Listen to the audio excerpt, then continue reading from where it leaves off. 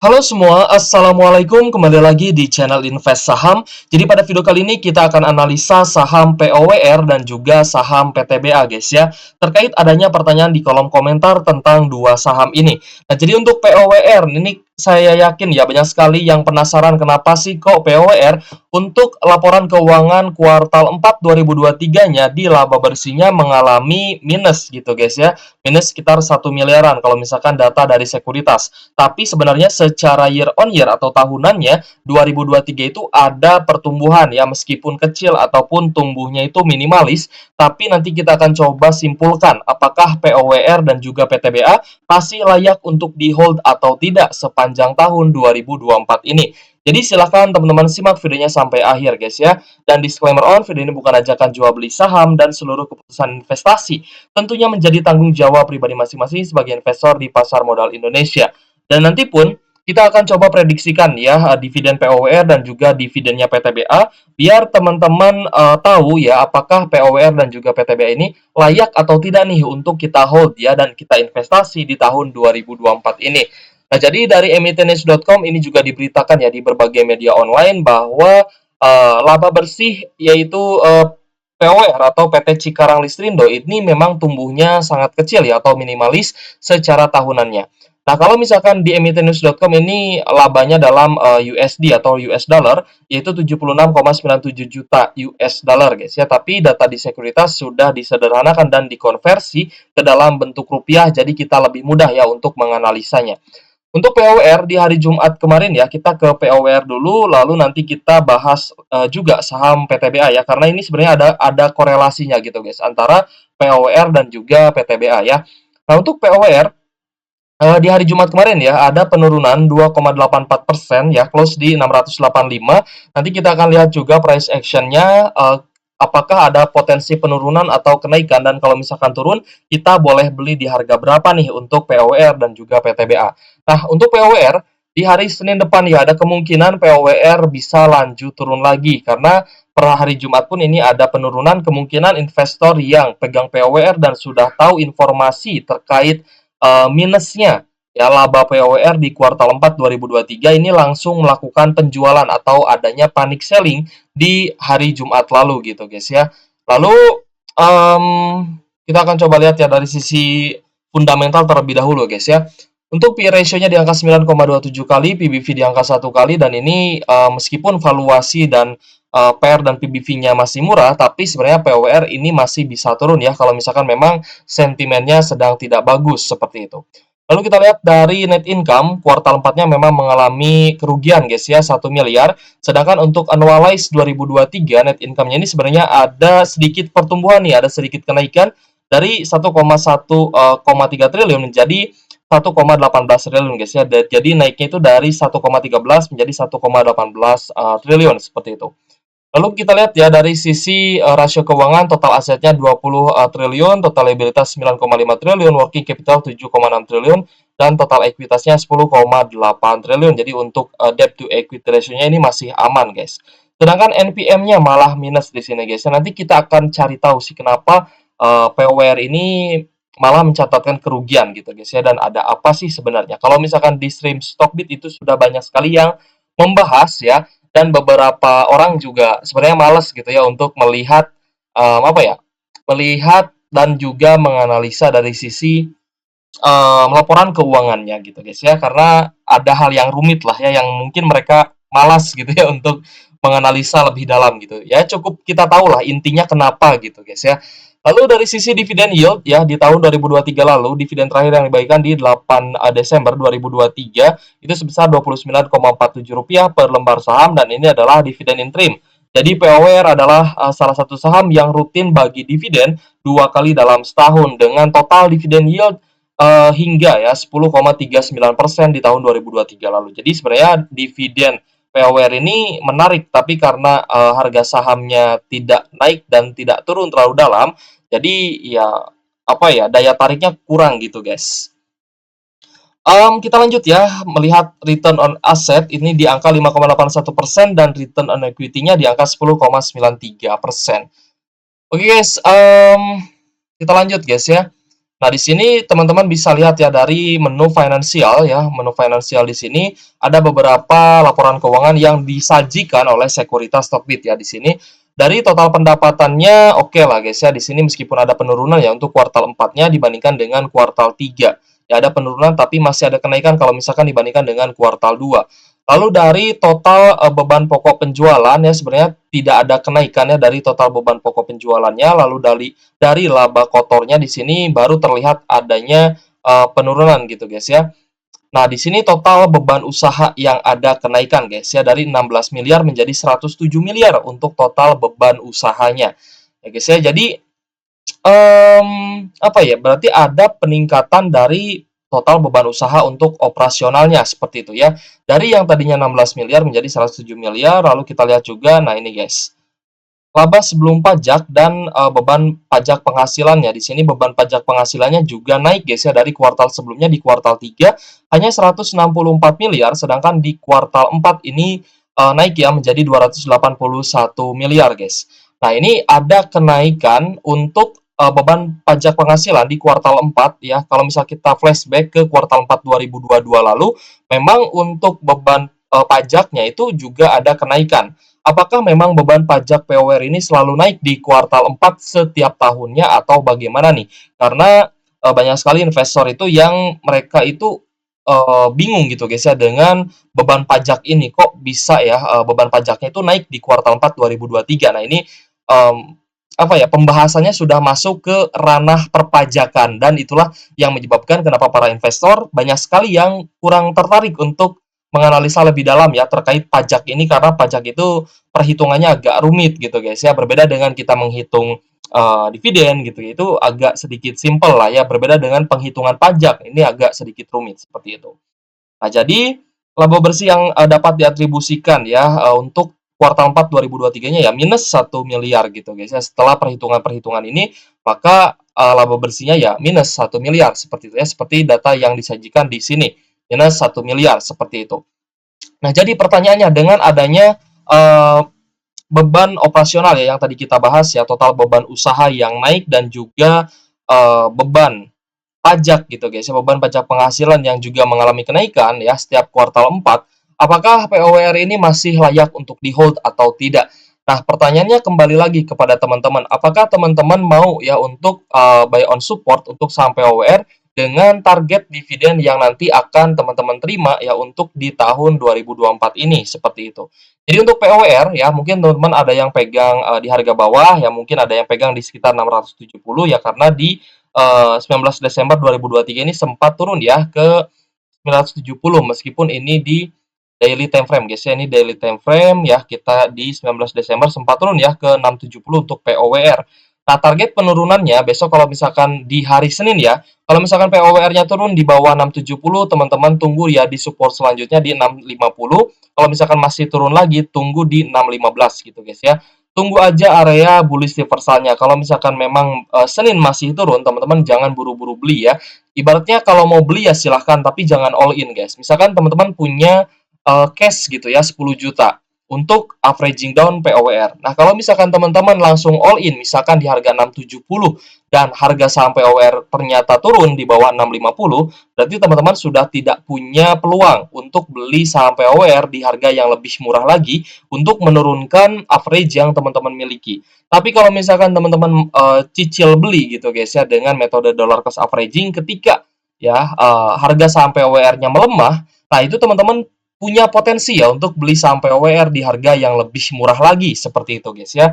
Jadi untuk POWR teman-teman cicil beli aja kalau misalkan sudah tembus di bawah 670. Tapi kalau misalkan dia tertahan ya di support terdekat di 670 itu teman-teman boleh coba cicil beli ya di area 670 ini. Seperti itu guys ya untuk POWR dari sisi price actionnya kita tunggu distribusinya mereda dulu. Jangan buru-buru beli guys ya. Nah, ini terkait juga dengan strategi kita menunggu rilis laporan keuangan kuartal 4 2023 untuk menentukan apakah kita mau beli ya di harga yang sudah naik atau kita beli ketika harga sahamnya turun.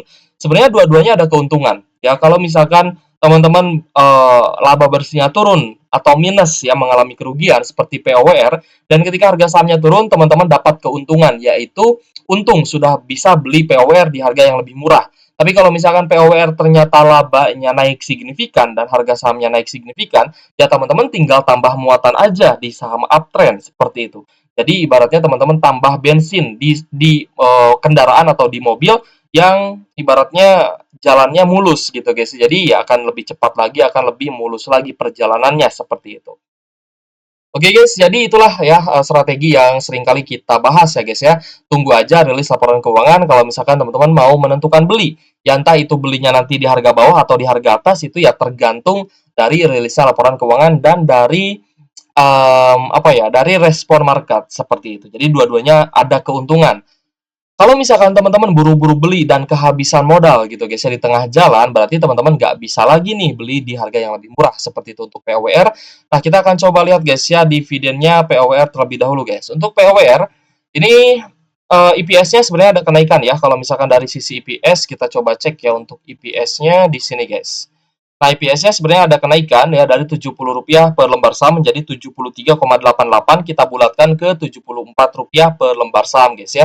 Sebenarnya dari IPS ini tidak ada masalah karena dari sisi annualize-nya juga memang ada sedikit kenaikan gitu guys. Jadi untuk IPS POWR juga tidak ada masalah. Nah, sedangkan untuk dividen payout ratio, nah ini berarti tinggal dividen payout ratio-nya aja atau DPR-nya aja yang menjadi PR-nya kita guys. Apakah DPR-nya akan bagi ya setinggi di tahun, sorry guys, kita cek dulu ya untuk DPR-nya, POWR ya. Membagikan DPR 94% itu di tahun 2022 lalu, sedangkan untuk DPR 76% itu di tahun 2021. Nah, berarti range-nya antara 76 sampai 94%.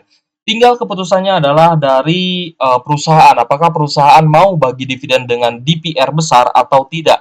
Nah, kalau misalkan besar berarti ada potensi ya ke 94%, tapi kalau misalkan lebih kecil dibandingkan tahun sebelumnya berarti ada potensi di sekitaran 76% sampai 80% untuk dividen fullnya Rp56 sampai Rp70 per lembar saham, dividen interim yang sudah dibagikan di Rp29 per lembar saham, lalu potensi dividen finalnya bisa bagi Rp27 sampai Rp41 per lembar saham. Dengan total dividen yield antara interim dan juga final di 8 sampai 10% guys ya. Di harga saat ini 685 per lembar saham. Nah, makanya saya sarankan ke teman-teman yang masih pegang POWR, kalau misalkan mau dapat dividen yield yang lebih tinggi lagi, teman-teman harus rajin melakukan averaging down ketika harga sahamnya turun. Gitu guys ya. Dalam kondisi normal, ya, averaging up itu sebenarnya tidak diperlukan guys. Dalam kondisi ibaratnya sideways ya, kondisi normal sideways seperti ini, melakukan pembelian ini sebenarnya tidak diperlukan gitu guys ya, tidak terlalu diperlukan. Ya, lebih baik teman-teman melakukan averaging up atau averaging down sekalian. Averaging up berarti teman-teman membeli ketika POWR ini sentimennya sedang bagus. Tapi kalau misalkan teman-teman harus melakukan averaging down, berarti teman-teman melakukan pembelian di saham POWR ketika harga saham POWR-nya tertekan dan berarti sedang ada sentimen yang negatif gitu. Tapi keuntungannya adalah dari sisi ini guys, dari sisi dividen yield, ketika average teman-teman ini semakin rendah dan semakin murah, maka dividen yield-nya tentunya akan semakin tinggi seperti itu guys ya. Oke guys, kita lanjut ke PTBA guys ya. Nah, untuk PTBA di hari Jumat lalu ya ada kenaikan 0,78% ya, close di 2.580. Jadi untuk PTBA juga sebenarnya pernah ya di kuartal 3 kemarin ya, labanya ini sempat turun dari 1,6 triliun menjadi 1 triliunan guys ya untuk penurunan laba bersih di kuartal 3 2023 ya untuk PTBA. Kita masih nunggu ya untuk laporan kuartal 4-nya, apakah kuartal 4 akan lebih tinggi secara kuartalan dibanding kuartal 3 atau dia memang lebih rendah dibandingkan kuartal 3 tahun lalu. Kalau misalkan secara year on year, kuartal 4-nya sudah pasti lebih rendah guys ya. Karena memang di tahun 2022 lalu harga acuan batubara juga sedang naik tinggi seperti itu. Jadi untuk kuartal 4 kita masih tunggu. Jangan buru-buru beli guys. Ingat, jangan buru-buru beli, tunggu aja rilis laporan keuangan kuartal 4. Kalau misalkan bagus ya alhamdulillah, nanti teman-teman akan floating profit gitu guys ya, karena kan banyak sekali nih teman-teman investor yang sudah pegang saham PTBA. Tapi kalau misalkan kuartal 4-nya turun lebih rendah daripada kuartal 3, berarti teman-teman dikasih kesempatan untuk beli saham PTBA di harga yang lebih murah lagi. Nah, itulah keuntungannya kita menunggu ya rilis laporan keuangan guys. Nah, kenapa kok kuartal 3 ini turun gitu guys ya dibandingkan kuartal 2 ya untuk saham PTBA.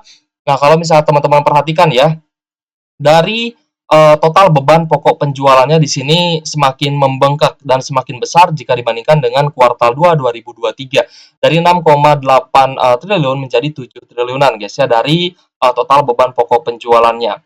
Lalu dari total beban usaha juga di sini ada kenaikan ya dari 345 miliar menjadi 539 miliar. Lalu kita lihat juga kalau misalkan dari beban pajak sih turun ya, tapi yang naik itu untuk di PTBA di kuartal 3 lalu memang dari sisi total beban pokok penjualan dan juga total beban usaha. Kenapa kok total beban penjualan dan juga beban usahanya naik ya? Karena produksi batu bara PTBA ya di kuartal 3 itu mengalami kenaikan yang cukup signifikan. Jadi gini guys, ketika harga acuan batu baranya turun tapi produksinya naik, otomatis beban pokok atau beban usahanya ini akan meningkat kan, karena memang untuk memproduksi sekian ribu ton batu bara itu kan membutuhkan apa ya? Membutuhkan beban operasional gitu guys ya. Ibaratnya produksi naik ya berarti beban usahanya juga naik gitu. Tapi ketika harga acuan batu baranya belum naik, nah inilah yang menyebabkan kenapa kuartal 3 saham PTBA itu mengalami penurunan dibandingkan kuartal 2 lalu gitu guys ya di tahun 2023. Nah, inilah penjelasan-penjelasan yang harus kita pahami ya, harus kita tahu dari saham-saham yang kita investasikan seperti itu.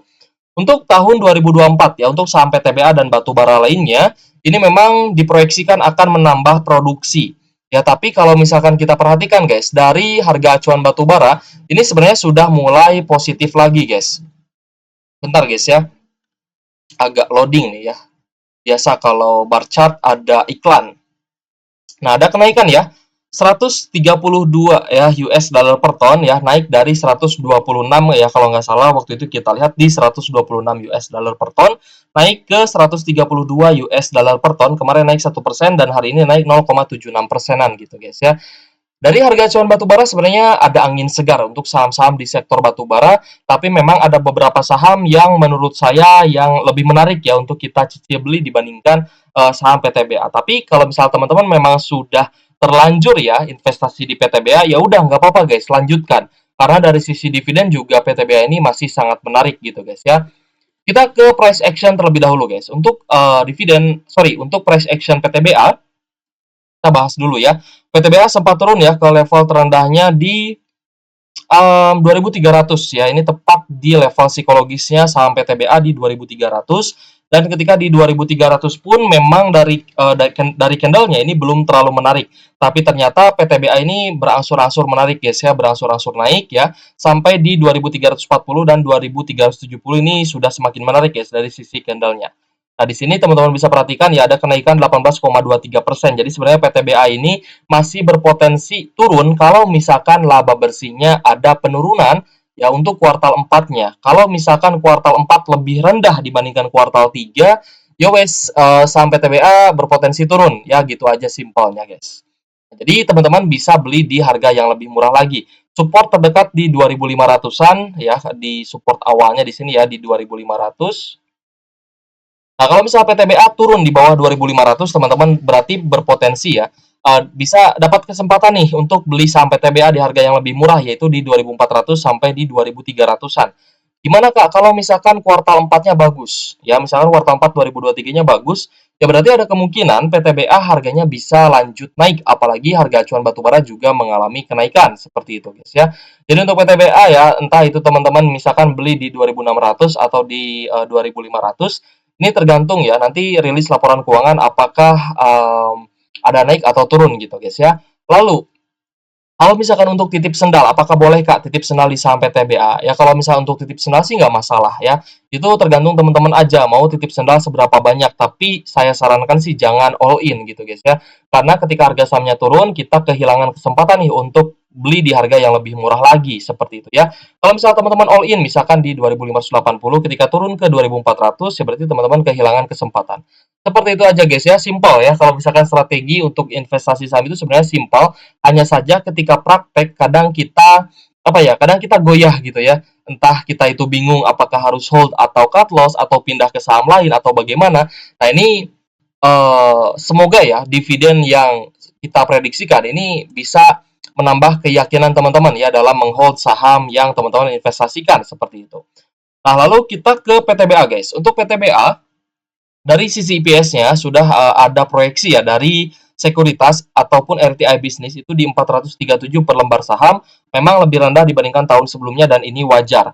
Lalu dari sisi dividen payout ratio, saya pun dapat bocoran gitu guys ya, ada informan yang mengatakan bahwa DPR PTBA ini tidak akan 100% lagi. Berarti ada potensi turun gitu guys ya, mungkin ke 90%, mungkin ke 80%. Oke lah, misalkan kita ambil di 80%.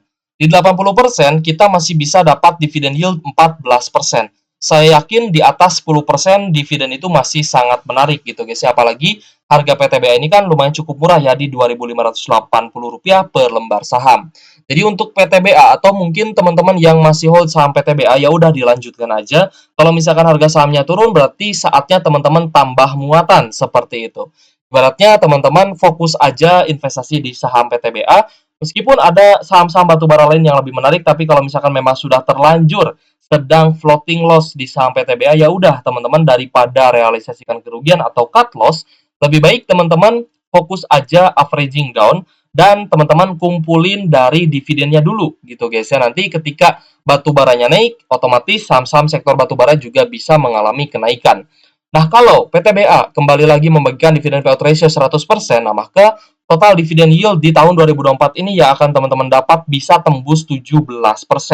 Ingat guys, 17% ini tinggi guys ya. Dividen di atas 10% untuk dividen yield itu sudah termasuk kategori dividen yield tinggi gitu guys ya. Tinggal bagaimana kita melakukan averaging down agar supaya average yang kita miliki itu mengalami penurunan seperti itu. Lalu terkait audio ya, audio di video-video kita nanti akan saya perbaiki guys ya. Kita coba perbaiki dari sisi mic-nya ya, karena mic-nya memang mengalami kerusakan ya. Kemarin itu rusak mic-nya, jadi saya nunggu dikirim ya oleh seller gitu guys ya. Saya coba beli gitu guys ya, dan kita tunggu aja nanti mic-nya datang dan saya setting ya. Ketika udah setting ya, kemungkinan audionya akan membaik gitu ya. Jadi teman-teman saya mohon maaf ya dan mohon dimaklumi juga seperti itu. Nah, lalu adanya berita inflasi guys. Nah, kita sekaligus bahas inflasi ya. Inflasi ini naik ya. Katanya inflasi Indonesia ini naik karena harga beras itu naik gitu guys. Jadi sebelum puasa inflasi diramal sudah terbang duluan. Dan apa sih yang terefek gitu guys ya, terdampak lah ya oleh inflasi ini. Kalau misalkan inflasi naik itu gimana sih ya? Nah, kalau misalkan inflasi naik, otomatis saham-saham sektor perbankan itu kemungkinan ya akan terkoreksi lumayan cukup dalam meskipun sebentar lagi akan ada pembagian dividen. Lalu The Fed itu juga kemungkinan tidak akan cepat-cepat untuk menurunkan suku bunganya. Dan terutama untuk Bank Indonesia itu juga ikut dengan The Fed. Ketika The Fed tidak menurunkan suku bunga, maka Bank Indonesia juga tidak akan menurunkan suku bunga ketika inflasi ini naik seperti itu. Yang akan turun adalah saham-saham sektor perbankan dan ini juga kesempatan sebenarnya buat kita ya untuk kita bisa bisa serok ya saham-saham perbankan di harga yang lebih murah sebelum pembagian dividen seperti itu. Nah, inflasi RI katanya naik ya ke 2,75%.